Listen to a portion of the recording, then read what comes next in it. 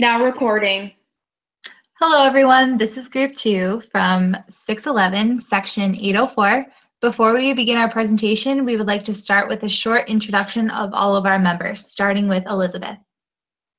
Hi, I'm Elizabeth. I'm from Livonia, Michigan. I work as a registered behavior technician at an ABA clinic. Hello, I'm Sarah Baguzis. I'm from Detroit, Michigan, and I currently work in a clinic setting. Hi, I am Tana Blackburn, and I am from Sullivan, Indiana, and I am currently an RBT at an ABA clinic. Hi, I'm Jackie Messick. I'm from Vernon, New Jersey, and I work as a paraprofessional in a school for children with autism. And hello, my name is Vanessa Augustine. I am currently in my second to last semester at Ball State. I live in Kansas City, Missouri, and I am a lead behavior technician.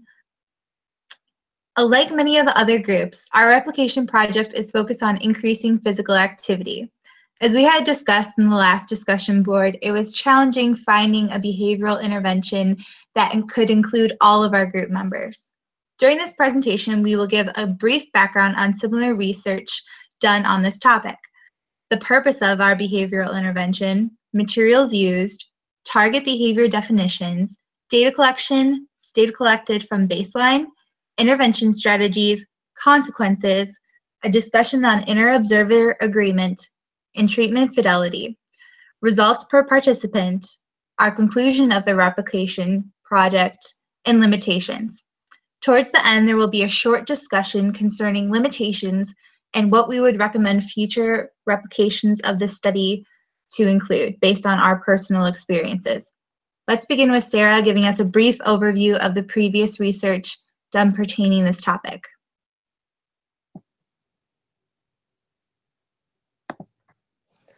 Physical activity is defined as any activity which elevates a person's heart rate and requires exertion equal to that of a brisk walk. Physical activity, such as 30 minutes of exercise or walking an average of 10,000 steps per day. By increasing physical activity, it can decrease the risk of heart disease. Contingency management is a way for participants to accurately measure target behavior. It gives the participants the opportunity to gain desirable consequences contingent on meeting the placed goal. Contingency management has 3 requirements when being used. One requirement is that target behavior is selected. The second requirement is that reinforcement is provided contingent on the behavior. And the third requirement is that reinforcement is withheld if the target behavior is not demonstrated.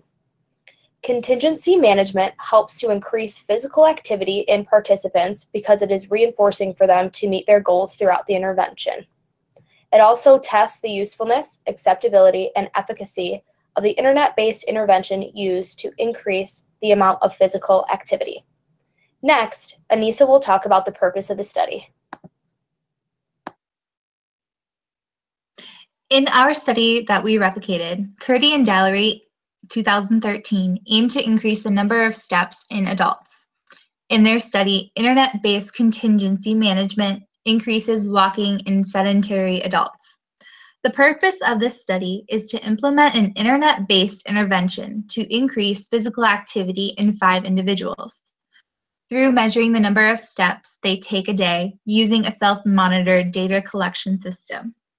Walking is considered an easy, low-cost, and convenient physical activity for adults. The benefit of increasing walking steps and physical activity per day include an increase in overall health, prevent or management of health conditions, reduced blood pressure, reduced body mass index, improved insulin sensitivity, and improved mood.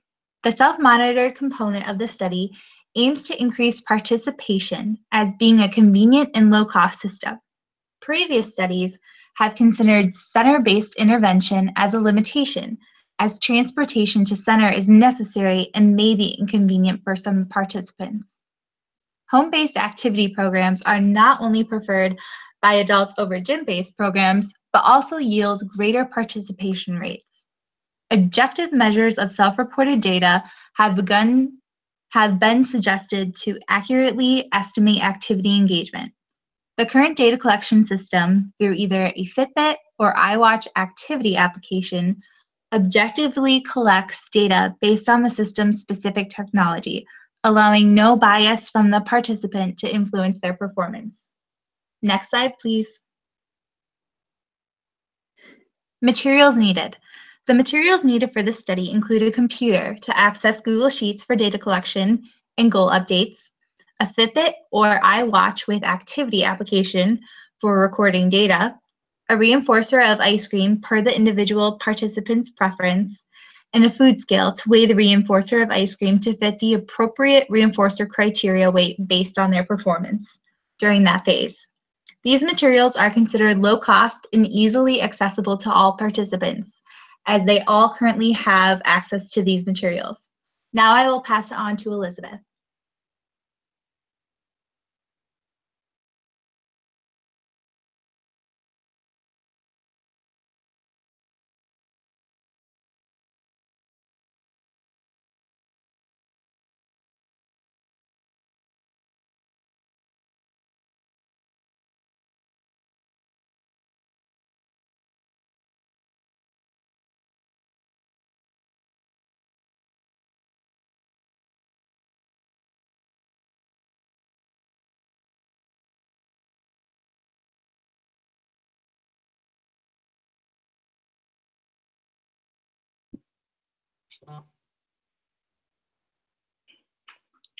Behavior definition.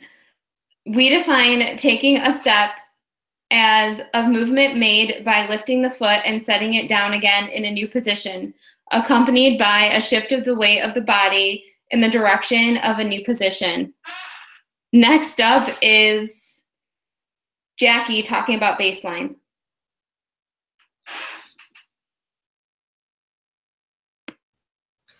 Five participants will record their step count for 5 consecutive days on a Fitbit or iWatch with the activity application in their natural settings.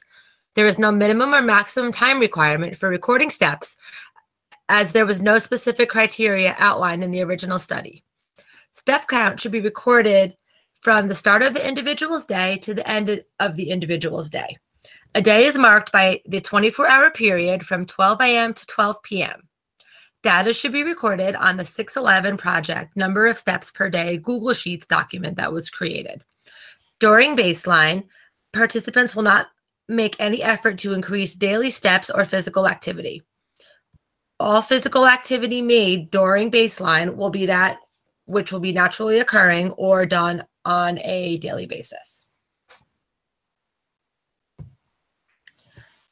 Data collection is recorded through a Fitbit or iWatch activity application. Data will be recorded on the 611 project number of steps per day Google Sheets document that was created. Each Google member will log in weekly to post their steps per day for the 5 days. Each group member writes a short sentence on the Google Sheets describing what they did that day to increase their number of steps. So here is an example of our data collection sheet. As you can see, there is the dates of the 5 days. There are the number of steps recorded for each of those days. A short sentence on some of those days to mark what the participant did to increase their steps. There are 3 screenshotted pictures of steps that were used for inter-observer agreement, which will be discussed later on in the presentation. And each participant was responsible for calculating their average number of steps, as well as calculating the next week's step goal. If a goal was not met for 1 week, the goal for the next week stayed the same. However, if the goal was met, then the following week's goal increased by 1,000 steps. Intervention. 5 participants will increase their daily step count using step counting technology on an iWatch activity application and Fitbit. Participants will be required to wear the Fitbit or iWatch on their wrists. The participant will determine right or left wrist orientation. All participants will be required to increase steps throughout a 5-day block. Participants are required to increase steps by a minimum of 1,000 steps above the average of the previous block. 2 rest days are given to all participants during the 5-day block. The 5-day block will consistently be recorded from Monday through Friday. On rest days, which are determined by the participant, data will not be recorded. However, participants will not be required to complete their STEP goals. Participants who exceed their goal by the 4th or 5th day will be eligible for a separate schedule of reinforcement. Every participant is responsible for data collection, calculating their own STEP goals, calculating averages, calculating the following week's STEP goal. About the consequences.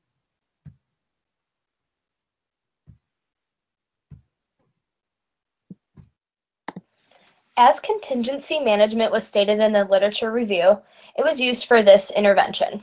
If the target behavior is exhibited, reinforcement will be given. For this specific study, ice cream was the reinforcement. If participants reached their STEP goals by the end of the 5-day block, they would receive their reinforcement of 8 ounces of ice cream of their choice. If the participants exceed their STEP goals on the 4th or the 5th day of the block, they will receive an extra 2 ounces of ice cream. For example, if a participant reaches their STEP goal for 3 days out of the 5-day block, they will receive 8 ounces of ice cream. If they exceed their STEP goal for 4 days, they will receive 10 ounces. Reinforcements were obtained at the end of the 5-day block period. If goals were not met during the 5-day block, reinforcement was withheld from the participant until they completed the goal the next week. I pass it on to Tana next to talk about Inter-Observer Agreement. Thank you, Sarah. Inter-Observer Agreement is a critical portion of a replication study. When you are checking for Inter-Observer Agreement, you are essentially assessing accuracy of the dependent variable.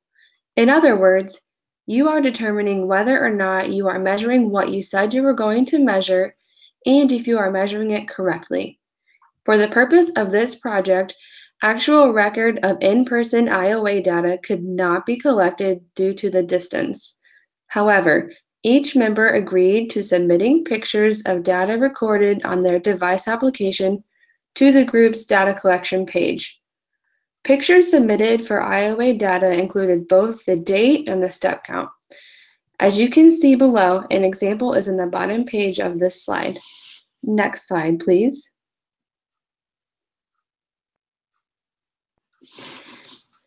Treatment fidelity. The fidelity within this treatment will be referring to the project protocol throughout the entire intervention process. Measures will be conducted to ensure treatment fidelity, such as consistent data collection and documentation, collection and review of IOA to check for reliability, and ongoing graphing and monitoring of the dependent variable. And next, Elizabeth will be touching on the results portion.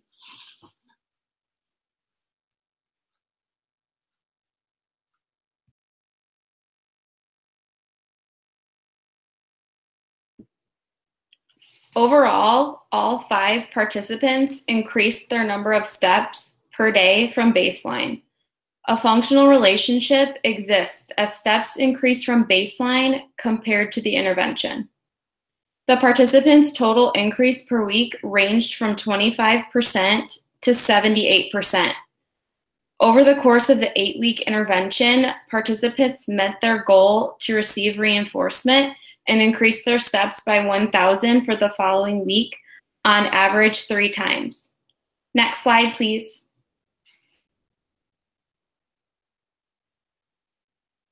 Here is a table of our results.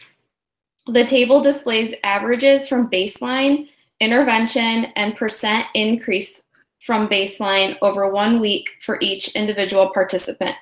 It also includes overall ranges in baseline and during intervention phase. Also, the number of times the goal was met for each participant. Baseline averages fell within 4,000 to 10,000 steps overall participants. Intervention averages fell within 6,000 to 10,000 steps. Baseline average ranged from 4,000 to 7,000 steps. And intervention average ranged from 2,000 to 15,000 steps. Elizabeth met her goal in 4 weeks, Elizabeth met her goal 4 times. Jackie met the goal 3 times. Sarah met the goal 2 times. Tana met the goal 4 times. And Anissa met the goal 3 times. Next up is Tana talking about our graphs.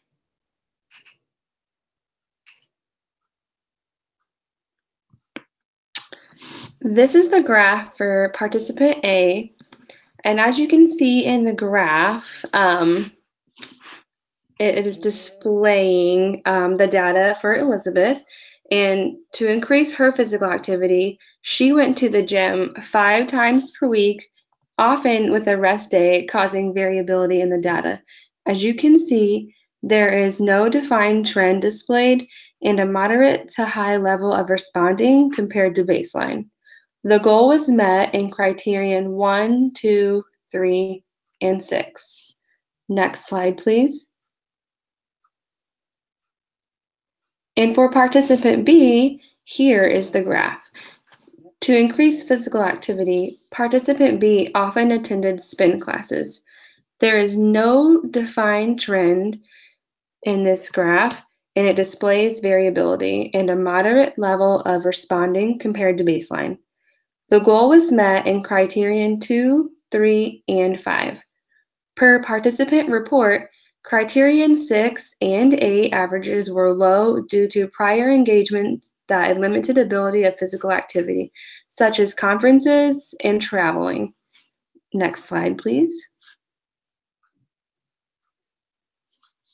For participant C, you can see the nice increase of data. To increase physical activity, participant C reported engaging in frequent walks with family.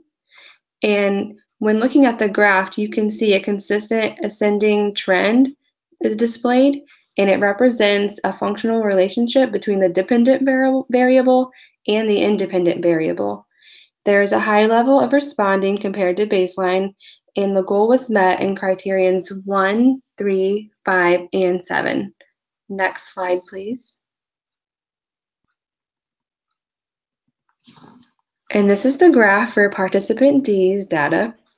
To increase the physical activity, participant D reported frequent visits to the gym.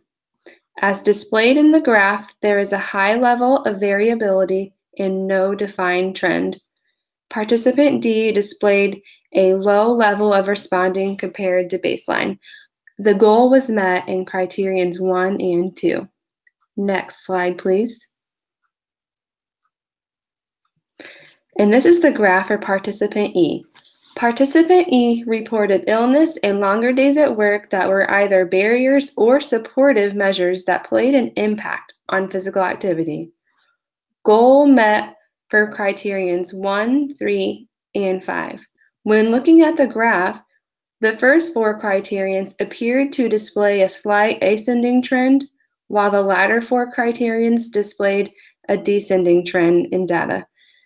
A hypothesized functional relationship between the independent variable and dependent variable cannot be supported from this graph. Next, Sarah will be discussing the conclusion.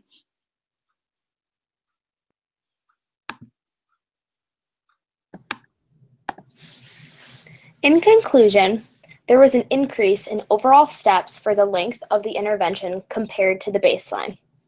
The devices that we used to track the steps and averages throughout the weeks were a Fitbit watch and an iWatch. The goal was to increase the average of steps by 1,000 steps the next week. One of the participants showed increase in trend throughout the intervention. One participant showed decrease in trend toward the end of the intervention.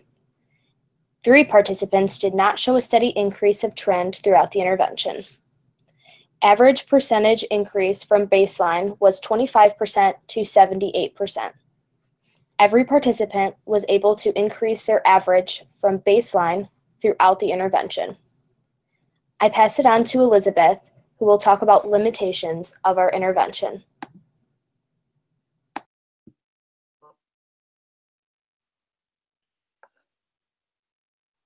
For the first limitation, There's no way of proving that each group member was the one that was actually wearing the Fitbit or iWatch.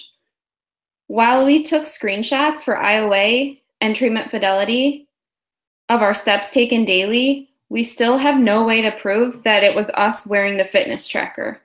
We all live in different parts of the country, so this is something we could not measure. We couldn't be around each other 24/7 to make sure that we were wearing the fitness trackers. The next limitation, everyone has a different routine or schedule that affects how they are able to increase their physical activity. Homework, jobs, families, or other obligations may have influenced the results of the participants. Some have more time to go to the gym or are able to make more room for physical activity in their schedule. Others may have events or circumstances that do not allow them to do so. This could be an explanation for variability in all participants' data. The next limitation, there was not a preference assessment conducted with the participants. Ice cream was selected as a reinforcer for each participant without it being known if it acted as a reinforcer. Ice cream may not have been as equally motivating for all participants. In the future, a preference assessment should be conducted.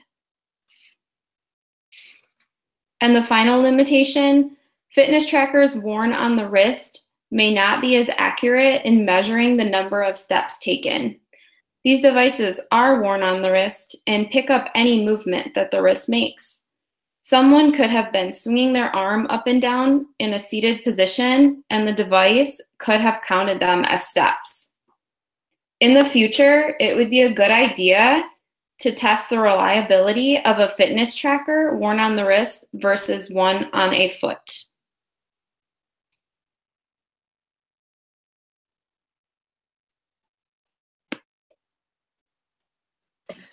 Now we will have an open discussion talking about our personal experiences, behavior economics, how we felt about the reinforcer choice, and recommendations for future replications.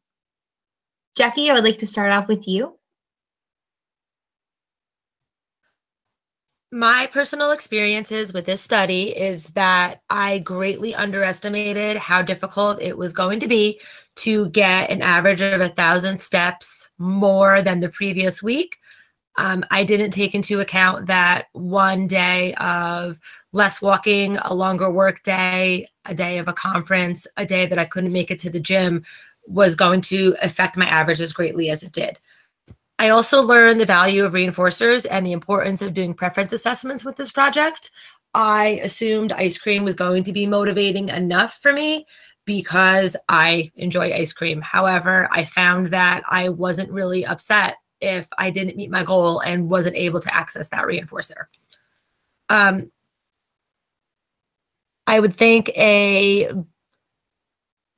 good kind of reinforcer for this project would be behavior economics and having the reinforcers match the effort you're putting in. So starting out with a smaller reinforcer like ice cream, and then each week you meet your goal, having access to a bigger and better reinforcer so that the more steps you are walking and the more effort you're making to increase those steps, the higher the reward is at the end. For future replications, I would recommend that we would start off with a smaller amount of steps in the beginning up to increase physical activity instead of just starting off with 1,000 from week one. Maybe start off with 200 and then 500 and then 1,000 and go from there. So you were able to meet the goal and also access those reinforcers and motivate yourself more to continue to meet those goals. Elizabeth, what were some of your experiences during this project?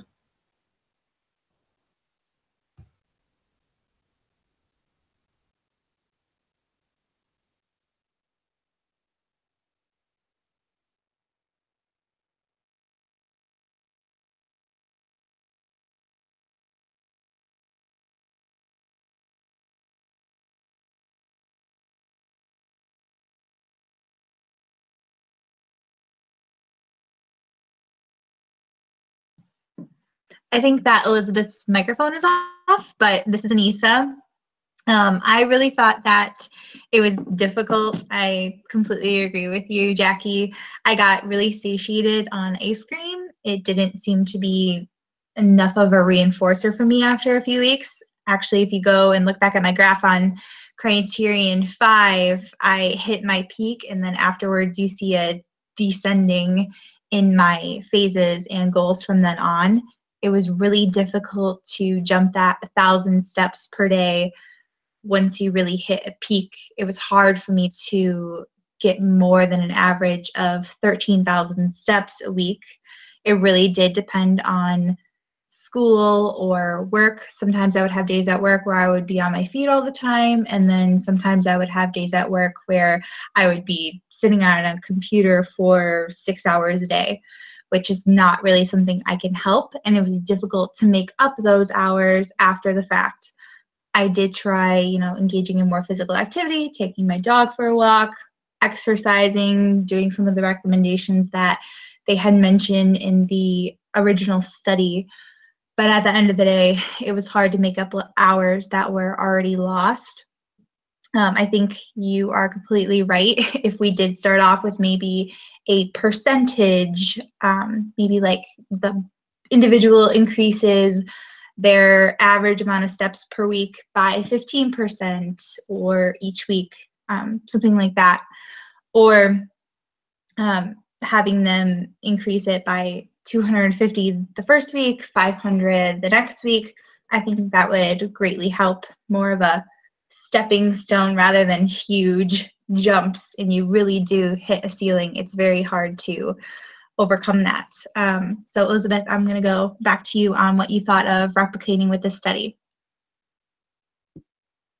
Thank you, Anissa.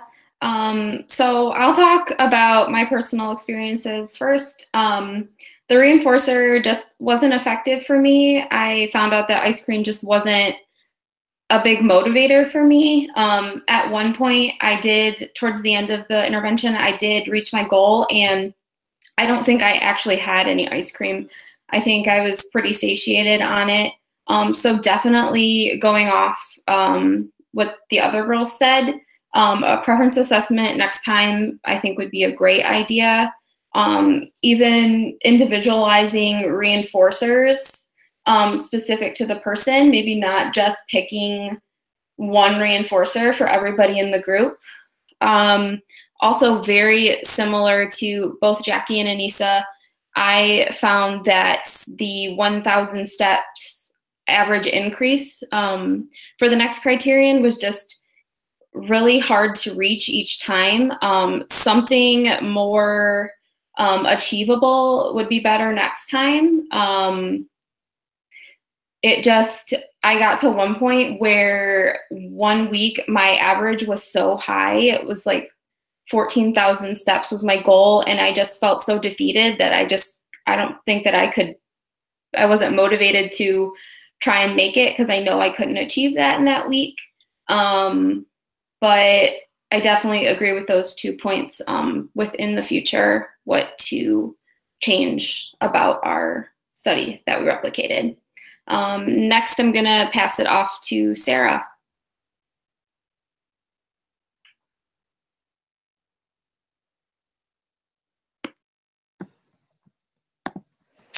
For my personal experience, the reinforcer was not as motivating for me to complete my goals.